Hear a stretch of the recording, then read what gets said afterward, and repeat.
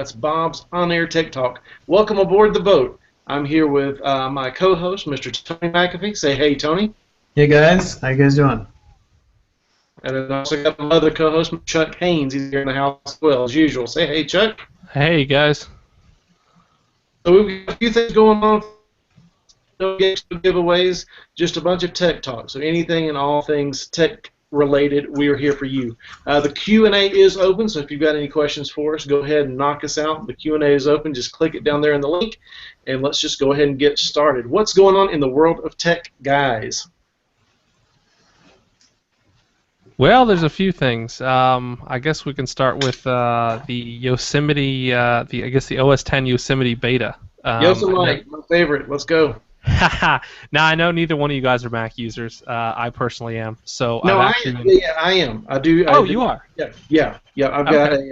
I had my Mac Air stolen. I had a break-in not too long ago. My personal Mac was stolen, and then I've got a Mac Pro Retina display, blah blah blah, for work. So yeah, I'm a Mac user. I just don't do their mobile stuff. Okay. All right. Well, I guess I didn't know you were. So all right, we got two of us then here. But I've actually been running the OS 10 Yosemite beta since the developer preview 3.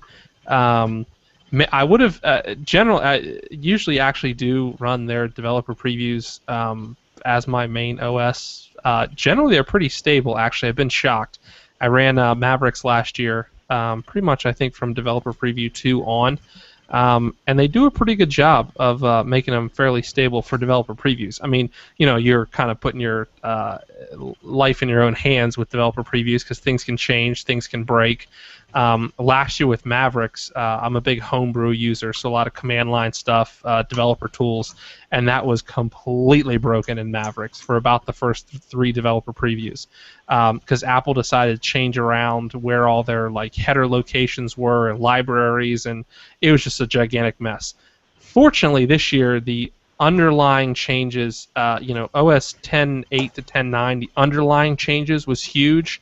The UI itself was not really changed at all, or very little.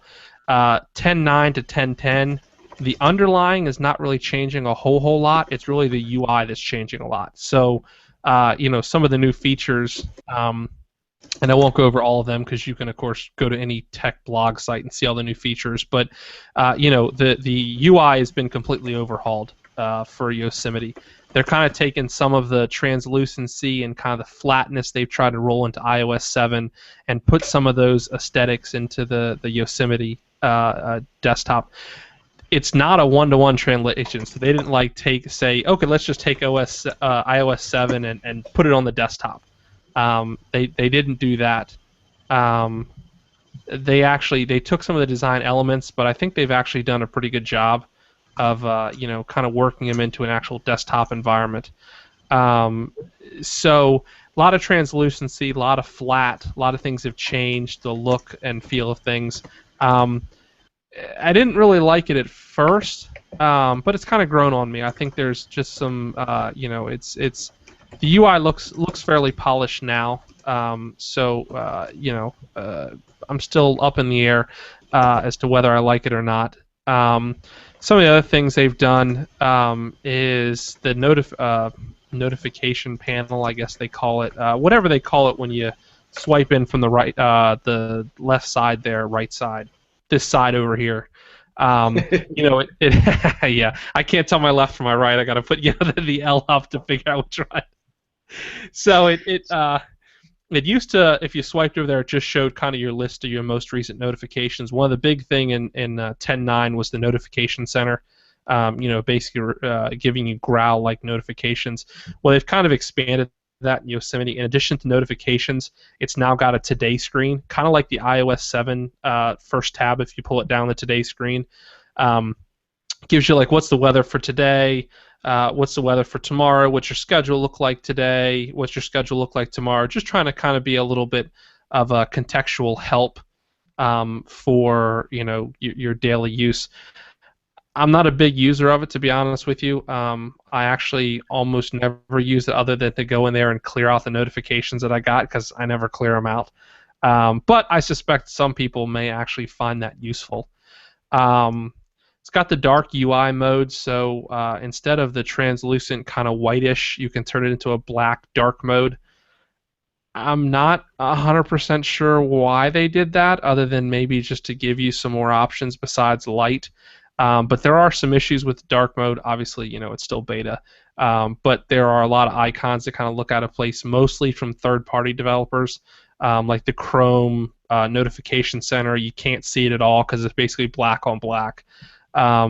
So, yeah, I'm not 100% sure why they even rolled that out. But I guess, some people might like it, some people not. Overall, it's been extremely stable for me. I don't think I've actually had any crashes at all on the Developer Preview 4. Developer Preview 4 is the same release that people who signed up for the beta got today. That you basically got a redemption code where you went to the App Store, put that redemption code in, it lets you download it. Apple has said that the betas will be fully upgradable to the final release whenever they release the final release, which is kind of a big deal because the previous years when you ran the developer previews, when they rolled out the new release, you had to wipe your system and reinstall. There was not an upgrade path to the final release. So they have said with the betas, there will be an upgrade path to the final release. So kind of maybe enticing more people to try the betas. Well, yeah. Now, can you get off of your developer preview to go on a beta, even though it's the same build number? I think so. I mean, it makes sense, but they're weird that way too. Yeah, I'm not sure. I'm not sure whether if you install the beta, you get set on a certain channel, or if you install the developer preview, you get set on a certain channel. What they have said is that the beta will be updated less frequently than the developer. Obviously, the developer preview has more of a chance of things breaking, whereas the beta release should be a more stable version of the release. Right now, they're on about a 2-week release cycle. They have been for the developer previews. Maybe they plan on accelerating that to weekly, because if you take 2 weeks, then what are you going to do? A month for the beta, which means maybe theoretically 1-2 more betas before it's released. I don't really know what their plans are. Maybe that's what they plan to do. So yeah, I don't know. So overall, extremely stable. I've had no issues. Battery life, which is a big thing for me because I'm working always at coffee shops and running around, and I use my battery pretty consistently. I'm on a Retina MacBook Pro early 2003. So battery life, I've been getting about 6 hours out of it, which is pretty nice, and that's running virtual machines and all my normal development tasks, which is probably about what I was getting out of Mavericks. So I would say my battery life is fairly on par right now with what I was getting before. VMware finally just in itself, just usually betas and all that kind of stuff are like battery hogs. Yes, yeah. So yeah, I was a little lenient to try it just because of that reason, because I really do depend on 5 or at least 5 hours of battery life during the course of the day between all my running around, and I'm kind of always programming on the move. So, but so far it's worked pretty well for me. And VMware has finally updated both their technical preview as well as their actual Fusion release to work with Mavericks. To work with Yosemite. Which was kind of the last barrier to entry I had too, because I depend on VMware quite a bit. So. Well, yeah, you run everything off of that, don't you? Yeah, I run just about everything off VMware. I do use VirtualBox for a few things, but I do use VMware for quite a bit of stuff. Two things I've noticed. One, when I first I installed the Developer Preview 3, and I assume Developer Preview 4 was the same way. When you went through the setup process, by default the disk encryption was opted for on, so you had to explicitly turn it off, which is new. It used to actually didn't even offer you that in the setup options at all. So previous versions of OS 10, you could obviously go into settings and encrypt your disk, but it was never part of the startup. I did notice that was new. I went ahead and encrypted just for the heck of it, but I actually noticed a fairly significant decrease in battery life with the full disk encryption on, in the magnitude of 4 hours instead of 6. So fairly substantial. It was definitely enough to notice it. And since I've turned it off, I've been back to normal battery life. So I don't know if that was a bug in Developer Preview 3 because I haven't turned it back on since, or if that's just the price you pay for using full disk encryption.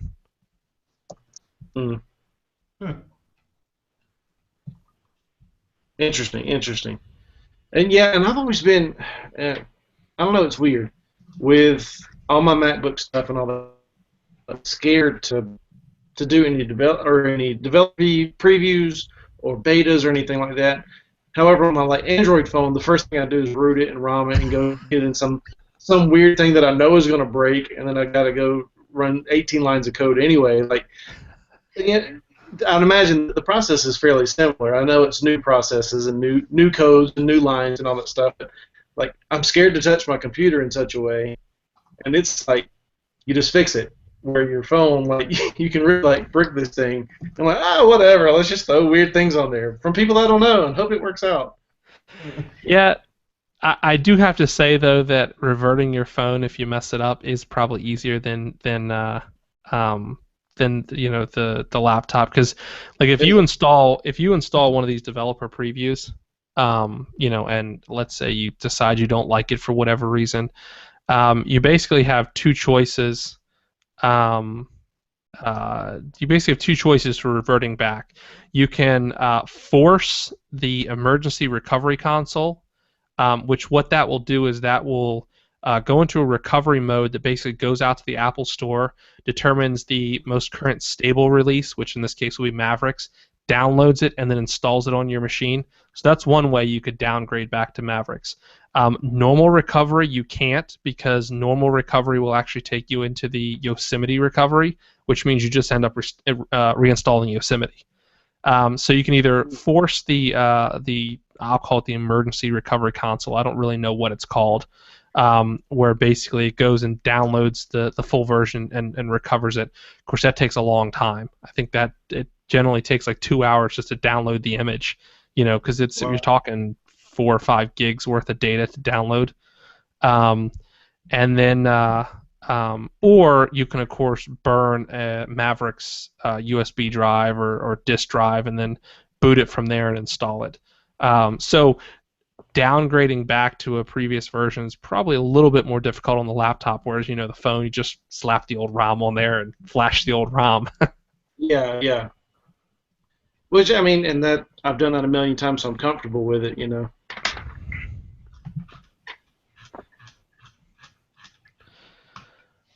I know it took a while for me to get back to AOSP ROMs after I bricked my Samsung Vibrant, my Galaxy S1, and I bricked it. I hard bricked it with the CM9 alpha kernel, because it just shot it fried the internal storage. So even when I finally got it working using a MyUI ROM, and that, you couldn't even receive text messages because there was no storage. There was literally no storage. The only thing I got it to write was the system, and there was no other room to store anything on the phone. Wow. It was crazy. And so I was very hesitant when I got my Galaxy S2, because I had to go back to my BlackBerry and then back up to the Galaxy S2. I was very hesitant to mess around with it again, but the Vibrant was really a learning device for me because I installed the front-facing camera and did all those mods, so I really cut my teeth on modding for that phone. But here I am again. Now I have a phone that came with Cyanogen on it, so.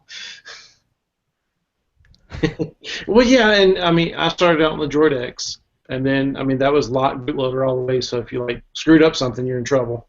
And then my wife had a Galaxy Tab, the first 7-inch tab, and that one was really weird because I had to work with Odin and I've never done that. And you rooted it by flashing stuff, and that was just odd for me.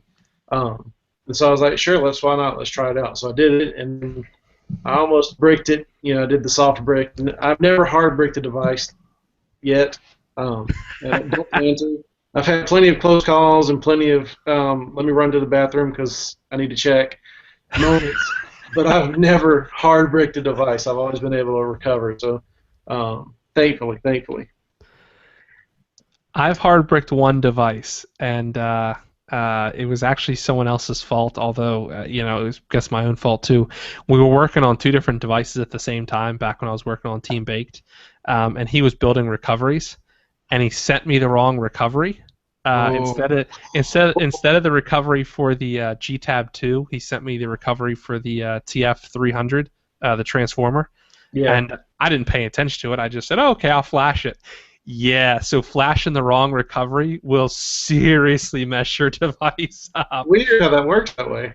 Yes, it wouldn't even boot up anymore. Fortunately, I had just bought it like the week before. I took it back to Best Buy and was like, "It doesn't boot up anymore." And of course, Best Buy was like, they were like, "Oh, okay, well here, we'll just give you a replacement device then." You're that guy. I used to yell at you in forums. I used to yell at you in forums for doing that stuff right there. I am 100% that guy. I just bought it a week before,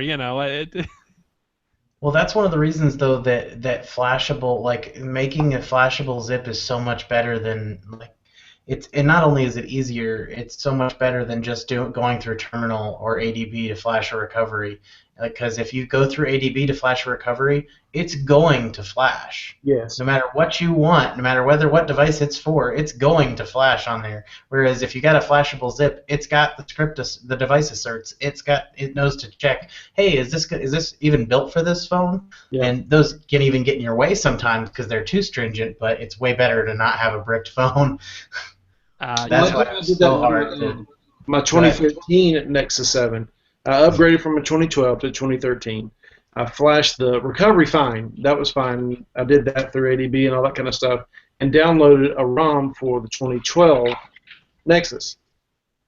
And it was one of those developers, like, he quit developing for the 2012, so everything in the tree was like 2013. So I just went to the bottom to the newest file, which he just happened to throw a new 2012 ROM down there, and just didn't pay attention. Like, I know better. I know the code names. Stupid mistake on my part. I didn't back up my ROM, and I didn't. I always wipe my system when I flash a ROM or anything. So I ended up with a recovery-only Nexus 13 that was like 2 hours old.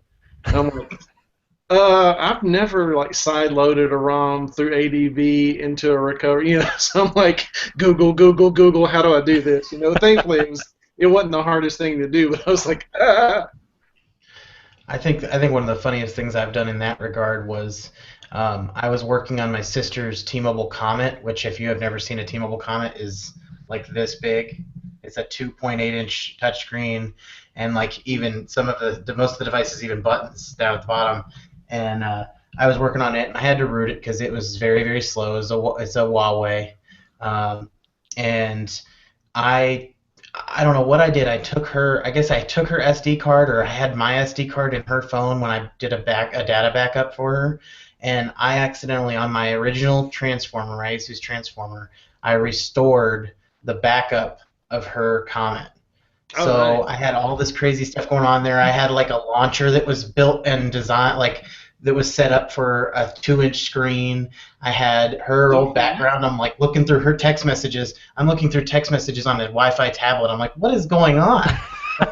No, it flashed and booted. Oh yeah, no, it was just the data. I back then. Okay, I got you.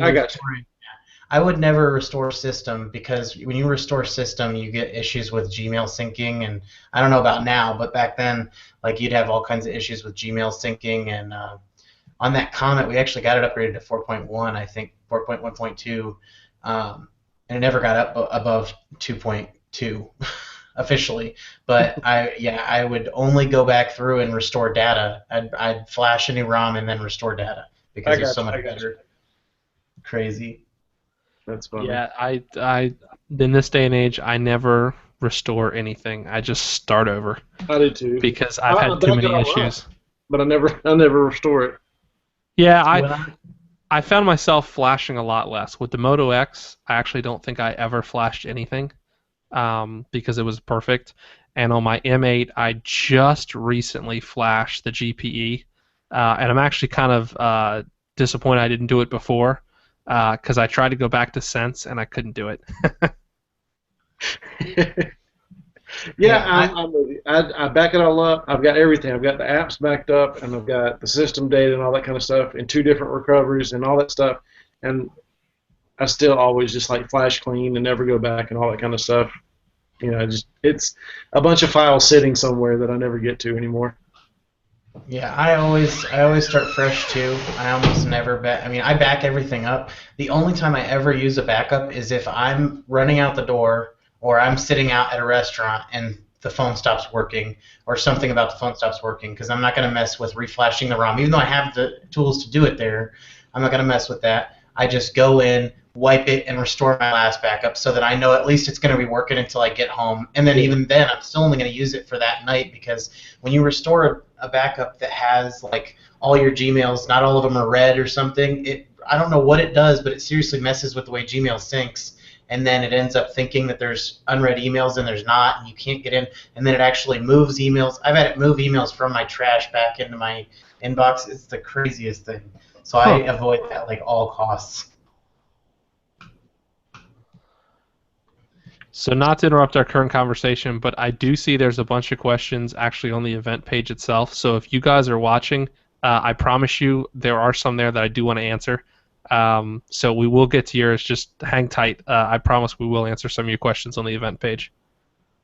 Yeah, well, let's go ahead and do that. I've got some of those loaded up. Let's go ahead and roll with it. Go ahead, Chuck, with some that are interesting to you. All right. So one of the questions was, tech folks have the skills to change and rebuild the world. Why can't we organize to do more charity work? Um, Actually, I'm not sure where I forget who asked that question. But I'm not sure where you live. But I'll be honest with you. I think coders do a lot of charity work. I know here locally in Kansas, I live near Wichita, and I actually was shocked. I think that the trick is finding those local groups that actually do the charity work or the local development. Because I mean, okay, I live in the middle of nowhere, Kansas. All right, so when I moved here, I kind of expected that me finding any type of development core, development, anything like that, was not going to happen, unless of course I went like 3.5 hours north to Kansas City. But who's going to go 3.5 hours on a regular basis? Well, I actually was shocked to find in Wichita, which is about an hour away from me, that there was a very, very strong group of developers there, and they do a lot of charity work actually. Since I've been here, I guess almost 4 years now. We've organized 3 hackathon events where we've actually done hacking for nonprofits and charities. And then prior to moving here in Kansas, one of the big organizations, it's not a real organization, but it's a framework for holding a charity coding event. It's called Code Camps. It actually was originally, and I forget if it was a Microsoft employee or an ex-Microsoft employee, but the idea came from someone from Microsoft. Although Microsoft has been very, very careful to say it's not a corporate idea. They will happily sponsor it, but it's not a Microsoft idea. But basically, the idea is exactly what you're talking about here. It is a 40 hours over the course of a weekend. So you show up on about Friday night at about 4 or 5 o'clock. You code Friday night, you code all day Saturday, and you code most of the day Sunday. And the idea is at the end of there, you present to a charity some type of work. Now, there's a lot that goes in before the actual event itself. So just to give you an idea, I did this when I lived in Maryland.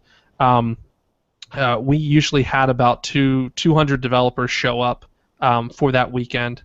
Developers, artists, graphic designers, and just volunteers in general. You don't have to be a developer.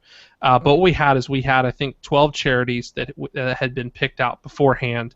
And then there was a group of 4 or 5 of us that had met with those charities, kind of got what they were looking for, the requirements, kind of what they wanted to do, and kind of gathered those. And of course, when everyone came there Friday night, the charities were there, and then everyone broke up into their teams, met with the charity, got what they were going to do, and then got to starting on work. And then the objective is that by Sunday, the end of the 40 hours, it was designed to mimic a 40-hour work week. You did something for the charity. Some examples of things that we've done is stand up basic websites, basic WordPress sites that they could go in, do blog information. We've made mobile apps for people. What we did for the Lions Club was actually create their online system that allowed them to take donations through PayPal and stuff. So we did that. One of the apps I worked on was for a local. It was a local organization that worked with at-risk youth, and basically we designed the system they used to track the at-risk youth, what they called the interventions. So when they met with an at-risk youth, when they had a meeting with them, what they did, what the next steps were, that kind of stuff. We actually wrote the entire software system they ended up using for that, and allowed them to meet state funding goals for being able to track what they did with things like that. So I don't know about the particular area you live in. Maybe there's not enough charity work there, but I encourage you, go to I think it's codecamp.org, and see if there's one near you, or if not, start one. I'll be more than happy to answer any questions you might have specifically related to code camps or charity work. But I think it's all just a matter of you've got to get 5 or 6 developers, get them set down, give them a location, and get some charity work going. So yeah, I mean, I think that there are people doing it. Maybe it's just not as visible as some people might like it to be. Good question. And by the way, if anybody's keeping up, I'm trying to use the new showcase thing. I just realized it was there like right before we went live. So I put codecamp.org into the showcase. So if you guys are watching now or later, or Chuck or Tony, if you guys can help me out, make sure that that's working at all. I did throw that into the showcase there, which is a new option for Hangouts on Air. Okay, cool. What exactly does it do? I haven't seen it yet. I don't know. Like seriously, it's brand new, so we're kind of learning as we go here. It's an app over here. I'm keeping up with you, Chuck. I put codecamp.org into showcase and showed it to the audience. So if you guys are watching, and give me a thumbs up somewhere, or mention it on the event page or in the QA if that means or shows to anybody watching, that'd be great. Yeah, and it looks like I completely lied. It's not CodeCamp, it's GiveCamp.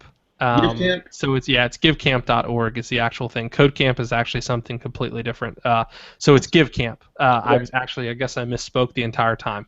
It's actually called GiveCamp, and it's coding for charity. So yeah, it's givecamp.org. Okay, cool. They've got events all across the U.S. So definitely go there and take a look. Cool. I have changed and fixed that too on my side. And again, just bear with us. It's a new thing for us too. So trying to use the new functions as they roll out. So it's a beta test for us here too.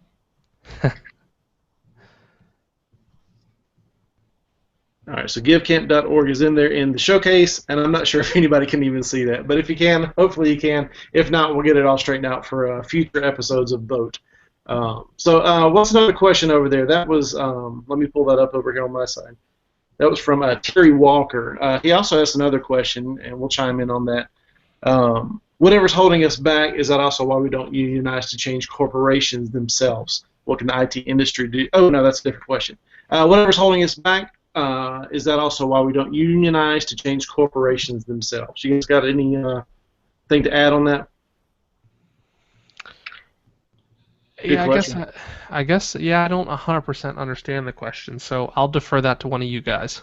If I'm understanding correctly, my answer would be that I don't know of very many, if any, aside from very small startups, heads of corporations or board members or executives of any kind who understand technology enough to even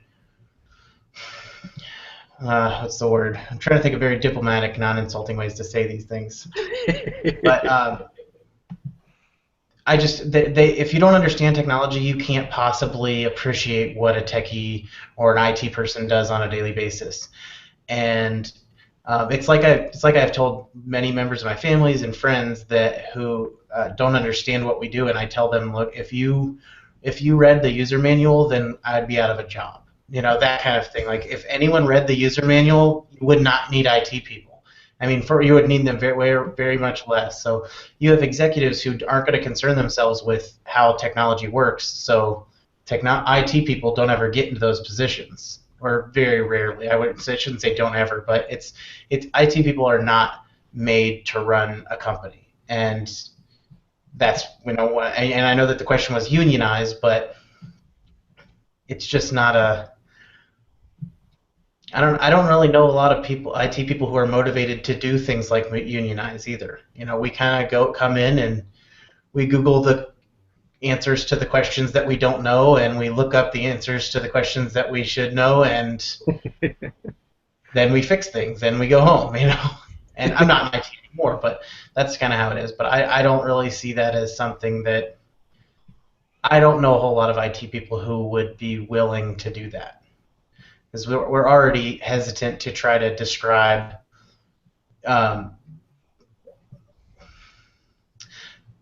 There's no good way to explain our job to people who don't already understand what we do, because they're not going to pick up and learn all the terminology and everything. So it's kind of like okay, it's kind of like saying, why don't these workers who speak a different language unionize to change the way that their bosses act who only speak this other language? That's how I kind of feel about it. Hey, looks like Chris has joined us. Hey, Chris. Hello. Late jump right in here. That's good timing on the end of Tony's comment, though. Chris, I noticed you've been kind of active on the chat side of things too, on the event page. So just to remind everybody, we do have the Q&A open, and we're also keeping up with the comments on the event page itself. So either way, if you're watching us live, we'll try to get to everything that's going on. Speaking of other questions, Terry Walker apparently is our favorite guy tonight. He asked one more thing. He shares that goodoldgames.com is now selling Linux games. With that being said, and I know, Tony, you've got something to add about this, anybody have a favorite Linux distro? And before you answer that, will you explain, in case not everybody understands like we do, what a Linux distro is real quick? Sure. Well, for a Linux distro, we're just talking about a free open source alternative version of an operating system like Windows or OS X that you can install on a computer that doesn't cost you anything and still gets you. I'm going to draw now. Not all Linux distros are this way, but I'm going to draw the ones that I use are all user-friendly and kind of act a little bit like OS X. My favorite that I've used so far is probably Elementary. Elementary is based on Ubuntu, and it looks a lot like OS X. It's got the dock bar down at the bottom. I just started using Pingui OS. I don't know if you've ever heard of it. There's not a lot of people using it, not compared to Ubuntu or Elementary, but it is based on Ubuntu 14.04, the newest version. There's a 12.04 or 12.10, I think. But it has Docky, which is my favorite dock. It's got GNOME 3, I think, which is just the alternative style desktop instead of having the Unity bar down the side and everything. And it's got a lot of good stuff baked in. So one thing I noticed when I first booted up, it updated Wine and Silverlight. So I popped open. Actually, I didn't notice this at first. I saw that it did it, but someone else brought my attention to it. But when I opened it up, I realized opening up Mozilla that it is Netflix working out of the box, which is very rare for a Linux distribution. So that was pretty cool. But I used the full version, so it's 2.5 gig ISO, which is really large for a Linux distribution. Most of the time they're around a gig or under. So it's just got a lot of stuff baked in that I'm still kind of learning. Some of it overlaps and some of it's a little bit too much. But the great thing about Linux, you just pop on its root and remove whatever you don't want. So it's pretty cool, though. I really enjoy. I've been enjoying it for the past couple days, and I think it's just been a treat for me because 14.04 was not working until recently on my computer. But I'd say check out Pingui OS if you're wanting something new and just something fun to try out on your computer. Cool. Well, and on top of that, here's what I get asked a lot, because I don't know a lot of ones and zeros, Chuck, like you do. I always joke about that. I was talking to a friend of mine about a month ago about Linux in general, kind of like what Tony just went through, like what it is and how it works, and like explaining that is kind of difficult. Like to us, if you say Linux, we all know what you're talking about. But as someone that doesn't like computers come with Windows. Like, they don't understand that that's even an operating system. Like, it just comes with it. Or like a Mac computer comes with OS X, and they just get that. Like, so trying to just explain Linux in general. So like I was trying to walk him through this, and he's like, so is it? I mean, do you have to type everything out like, a million years ago Linux is all line code? I'm like, no. It's like, and then he's like, well, is it like legal? Because I'm like, well, yeah. So it's like really tough to explain people like what you're talking about, Tony, before that previous question. If you don't know the terminology and all that kind of stuff, like getting your feet wet with a lot of this stuff. So then the next question, once I finally got him to understand what it is where do I start? What's the best ones to get? Because there's like 60 out there. And Chris, feel free to chime in on this too. What would you say, somebody like, what do you go check out first? What do you go download and install? What's the good startup Linux distro? For me, the only Linux experience I have is Android, so I got nothing. So if you want a good beginner, either go with Ubuntu, which it seems what everyone goes with, or Fedora. I actually recommend Fedora for beginners. It's a little bit more bleeding edge, but at the same time, it also has a lot of things that work out of the box. I think that's what's huge and really for anybody that doesn't have that's what I want to. I talk a big game, but I can't do ones and zeros either. I can Google with the best of them, and I can copy and paste code like nobody's business. But I just want it to work when I turn it on. I don't need to try to find stuff to make an NVIDIA card work. I don't need to try to find stuff to make my printer work. I want to click it on and turn it on and make it work. And what's that? Is Ubuntu it? Is it elementary? Is it this new one that Tony just shared? And I remember getting started. Ubuntu was the only thing that would work for me. And that's how I got started on it. I went and downloaded, I think, Red Hat and Fedora. Is that correct? Mm-hmm. Okay. And they wouldn't work. I couldn't make them even turn on the computer. And so Ubuntu was one of the other ones, and it did, and it worked just fine.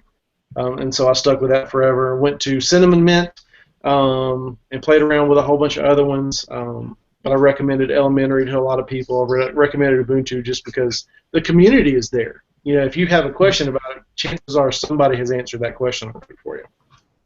Yeah, Mint's another good choice. It's based on Ubuntu. I mean, basically, if you get anything based on Ubuntu, you're probably pretty safe.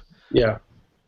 I think the thing that I love about Ubuntu, however it's pronounced, one of the things I really love about it is the fact that it should be very easy for someone who is familiar at all with Android. So even if if you're just familiar enough to install apps and you know how to do everything with logging into your accounts and what those accounts are used for and the syncing, if you're familiar with those things, you should be able to learn Ubuntu pretty easy because you've got the App Store the same way. Now, still, if you want to get deep into it, you're going to have to use command line to install some apps.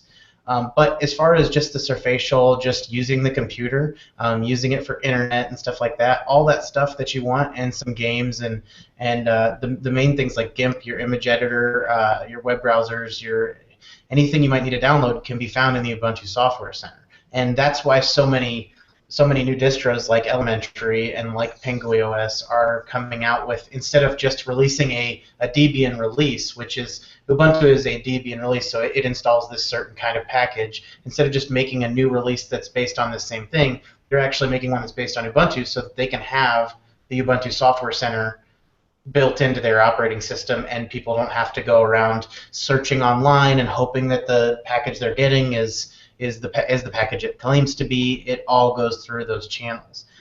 So I would say I don't have any experience with Fedora. So I've used it, but I just never. It does not have nearly enough software for me. Ubuntu Debian releases have way more software available for them in my experience. Anything Ubuntu based is awesome, and there's so many different options for your desktop environments, your GNOME, your Unity, your I don't even remember the other ones. There's a bunch of them though. There's a new one, Freedom Desktop or something. So very, very awesome starter Linux distribution. Yep, I would have tended to agree with you on the Fedora until probably the last release or two. You've basically got, really in the Linux world for beginners, you've got kind of your two contenders. You've got Fedora, which is backed by Red Hat. Red Hat's obviously a commercial company. Red Hat makes all their money with Red Hat Enterprise Linux, which they sell to businesses. And then on the Ubuntu side, you've got Canonical, or however it's pronounced, the company behind Ubuntu. And of course, they've monetized in a number of different ways. They had Ubuntu Cloud, they've got the Ubuntu phone, so they've got a number of ways they've monetized. So anytime you have a company behind it that is monetized, you get a much better level of software usability. I mean, obviously, both of them want you to use their systems because eventually they're going to make money off of you. Well, and that's what seems to get some people upset is that at one point there's going to be an attempt of making money, and in open source to a lot of people just means straight up free, and arguably yes, but at the same time there's a lot of people working really hard that deserve to get some financial credit for it. Yeah, the thing I always tell people when they say that is open source doesn't mean free as in beer; it means free as in speech. And that's a common thing that people throw around when we talk about open source. Open source doesn't mean I can't monetize it. Right. It doesn't mean that at all. Of course I can charge for it. I mean, look, we're all developers. We got to get paid to eat. Exactly. We got to eat. We got to have a house. Those kind of things. So all it means is that I'm giving you the ability to modify it in a certain way, in some other way if you want. Yeah, and I will always defend and support like developers getting paid in general. However that works, I'll argue with how is the best way to do that, but I do think that they deserve money, and all of them do because they work really, really hard. A lot of times harder than the people who get paid big bucks. Yeah. Well, Alvie, you said you just want things to work, so I would not recommend trying my favorite distribution, which is Gentoo. Oh, really? Things don't work? Is that one that you get to get your hands dirty? Gentoo, you have to get your hands extremely dirty. Gentoo is all about everything is compiled from source.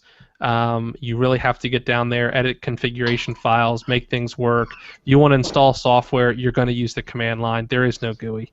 Well, there might be now, but Gentoo is for those who really want to learn how Linux really works, because you have to know what you're doing to run Gentoo. So why is it your favorite if you got to work so hard for it? Because it's fun. I enjoy that kind of stuff. I mean, yeah, sure. The whole reason I have a MacBook Pro is because it just works. So I've got a system that just works. That's why I spend the money on that. I can do all my development on it. So Fair enough. I run Linux for fun. So if I want to have fun, I want to know how it works. I want to get in there. I want to tinker with stuff. So yeah, I want something that's a little harder to set up, a little more, getting in the weeds to make things work. No, yeah, I can respect that completely. I just was curious. You're talking about how hard it was, and it's your favorite, so I like to know why Chuck works, so that works out well. I'm a tinkerer. I think we all are at heart a little, at least a little bit. I would love to be tinkerer, or more tinkerery than I am. I can fake it with the best of them. I can't hold my own with you guys. You guys have me beat 100%. But all of my friends and family back home, cover your ears. I'm not as smart as you think I am. I just really know how to Google well. Hey, that's true for all of us. I had somebody hand me a computer. I really hope you're not watching. He's like, "Hey, can you fix this problem?" And I'm like, "Oh yeah, no problem. Of course, I can take care of that for you." Inside I'm like, "What? I don't even know what's wrong with this thing." So I've got 17 pages of Google tabs open, YouTube, what to do and try this and all this kind of stuff. And then my favorite question I always ask them is like, "Well, if we get to a part and I realize that your system is blown and I need to start from scratch and format everything, are you okay with that?" "Oh yeah, you do that if that's what you need to do." Which is my little out of, hey, if I screw it up enough, I can still start from scratch. And Yeah. All right, moving right along. Wolf Henschel, I really hope I'm not butchering your name, has asked this question. What can the IT industry do to attract more women and minorities to IT jobs? Great question. You guys got any input on that? I don't know that we're lacking in minorities, but probably in women. In women, certainly. Yes. Yeah, I can't speak for the minority aspect because I honestly have no idea. But as far as the women aspect go, I actually think we're seeing more and more women come into the industry, and there's a few things that I think have to happen. One, I don't know if anyone followed the issue. It was a few months ago with I can't remember, was it GitHub?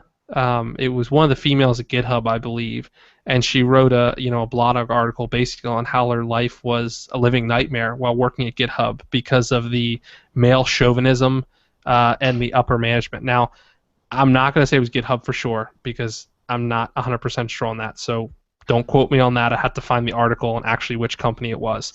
But it was some company. There was a big to do in the industry about it. So what do we need to do? One, get rid of the male chauvinism that exists in the industry because it's there. I mean, I've found myself accidentally doing it many times. You don't sometimes realize you're doing it, but when you're in a group of guys, it's six guys and six males and one female in the group.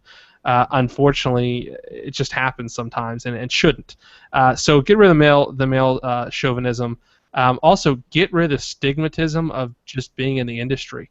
3 or 4 years ago, what did you see a computer programmer? He was some guy with long hair in his parents' basement. He's like 40 years old, has no life, and that's what he does. I don't think that stigmatism is there as much anymore, but I think you got to remove the stigmatism and embrace women wanting to come in the industry with open arms, which I think is kind of a big problem. I don't think they're necessarily as embraced as much as they probably should be. And was that Tinder? I found an article about Tinder that was doing that.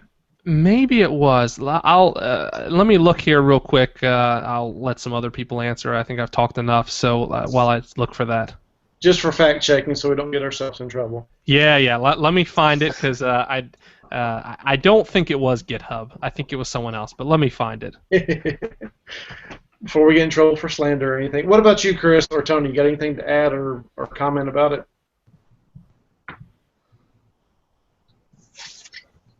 I'm not so much in the industry, so to speak, as far as IT or tech or any of that, but it seems like everything Chuck had to say is pretty spot on.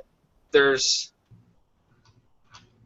certainly chauvinist or some attitudes in the industry that are not conducive to women being a part of that or anything that would make them comfortable. And until we do away with that or find some way to at least mitigate it to some degree, it's going to be difficult for women to feel comfortable in that capacity.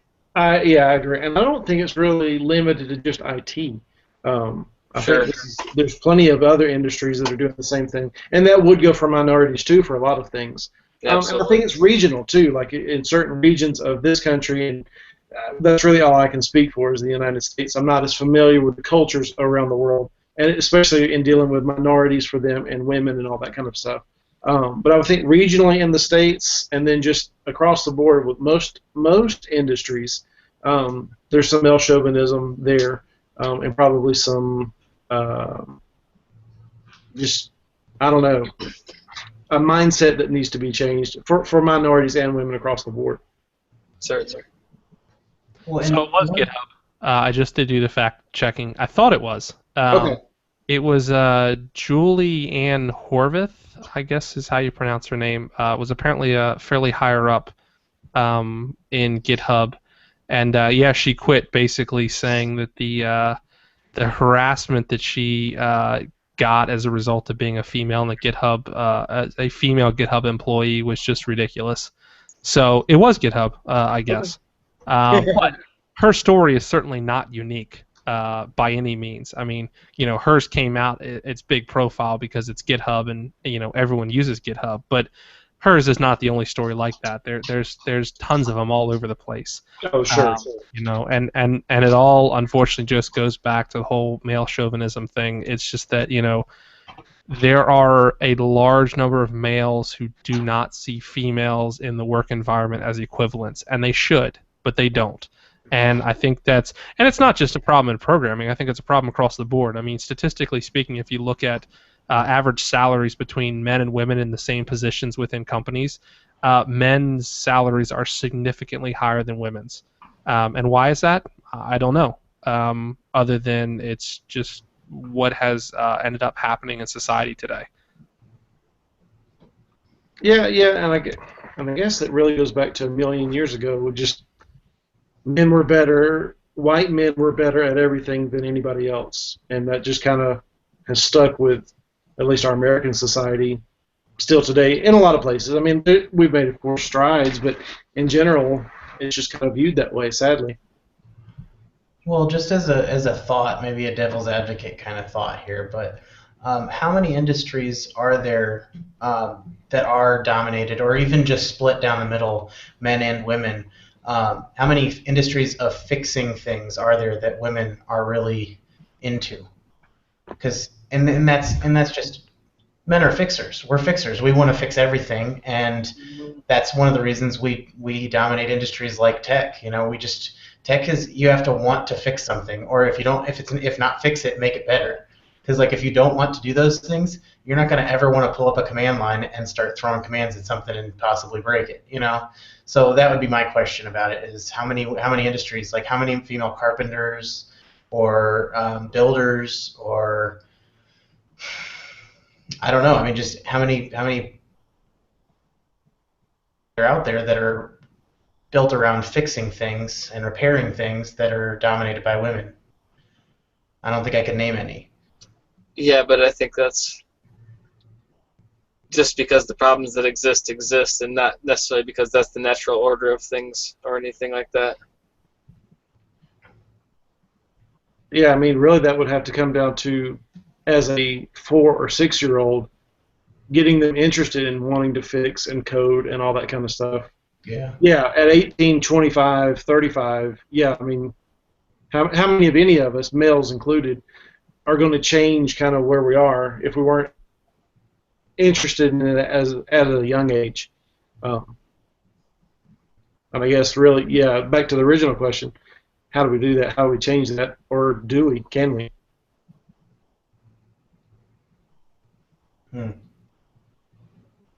Tony, you've got thoughts, I know. I heard that.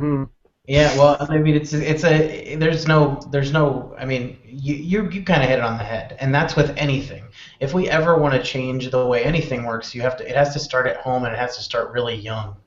So you've got to start appealing to kids. You've got to get not just. I mean, we had some cool vocational things at my high school, but even that, like, you got to go deeper than that. You got to go before that. You got to get a vocation style programs available to kids when they're younger. Like think age when you would want them to start playing an instrument.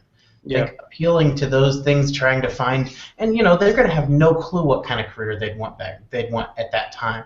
But you'd at least see what they're starting to pick up, just like with a left or right hand. You're going to see which hand they start grabbing with. Start it really young and give them the options so that if they see something they like, even if they don't pursue it, they'll have that skill. Like there's plenty of stuff that I wish I had skills for, not because I love doing it, just because I found that I was good at it later on in life, and I could be way, way better at it, like playing guitar. I started picking stuff up on guitar when I was like 13, 14 years old, and I really am not that great at it now. I wish I was better at it, and I would have been better had I had that option much earlier. Had I at least had one around that I could picked up and started messing around and then expressed more of an interest. So I think as with anything, if we gave them the option much earlier in life and started saying, look, you can do anything, and it all goes down to, kind of, we'd have to do away with gender stereotypes and roles altogether. I mean, because but anyway, there's no good way to say most of what I'm thinking, so I'm just not going to say it, but you guys understand what I am saying. All right, so on a lighter note, then let's change directions here. We got just a few more minutes left. Tony, you shared a little bit about your 1+1 last week. Any new thoughts? Anything changed? Where are you at with it? Well, I still haven't rooted it, which is interesting. This is the first phone I've had that has some major development going on for it that I've not rooted. I mean, my last phone didn't have any custom ROMs, so I didn't feel a need to root because I just figured I'd end up, having to move away from it if there wasn't any development going on or some updates. But I'm still enjoying it without having rooted it, and it's still snappy and awesome. I will say my yellow tint came back Really? after using, and I don't know, I mean, look, it's crazy. Let me pull up like a white screen here. So I don't know if you're going to be able to see it because this is just kind of a crappy move camera here, but it's in sunlight for sure. Like when you're in sunlight down there, you can see it. So I'm going to have to see, and it's not as bright as it was before. So it did do something, but I only left it under the light for like 10 minutes because I have no clue what's going to hurt it or not.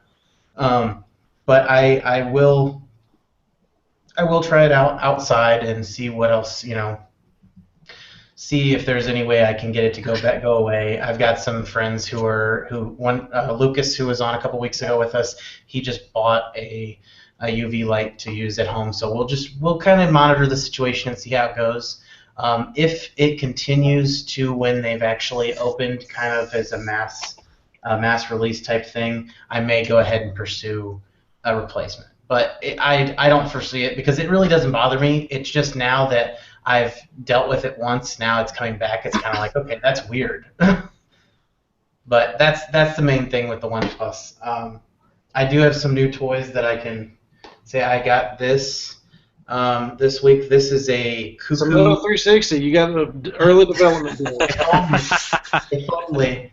No, this is a Cogito smartwatch, or it's connected device is the name of the company that owns it.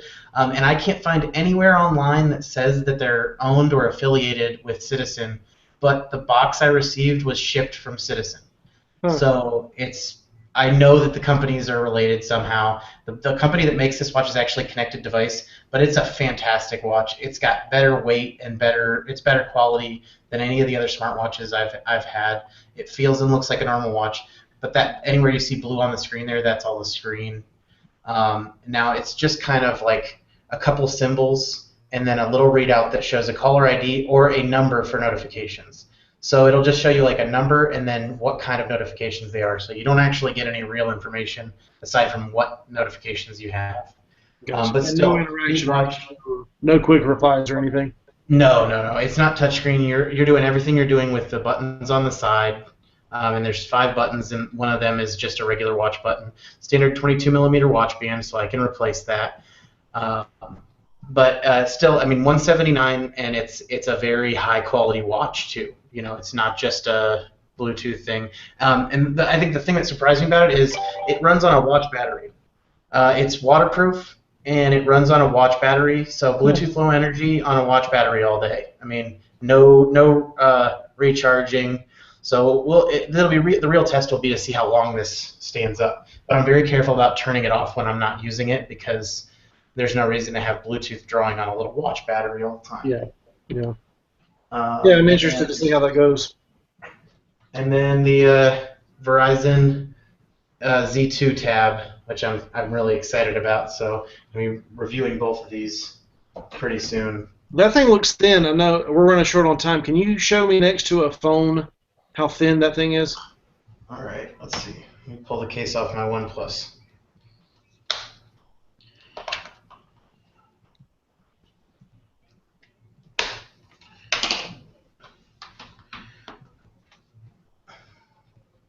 Wow.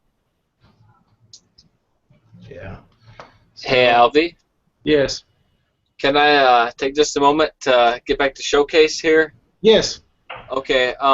When I first opened the Hangout On Air before I joined, it was activated by default on the side. So I assume it's intended to be a fairly integral part of the Hangouts On Air experience.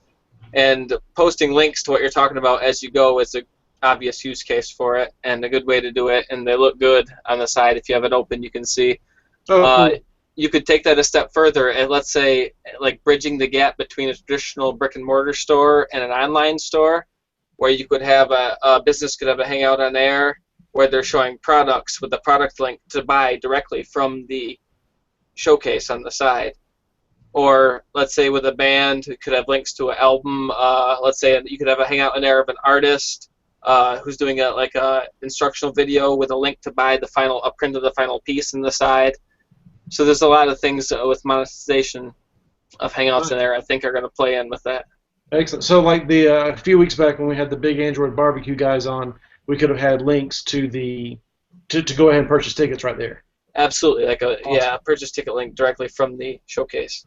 Excellent. So yeah, thanks for catching us up and everybody watching around. That's cool. I'm excited to see what we can do with that, especially preloading a bunch of stuff and then show them as we go. That's cool.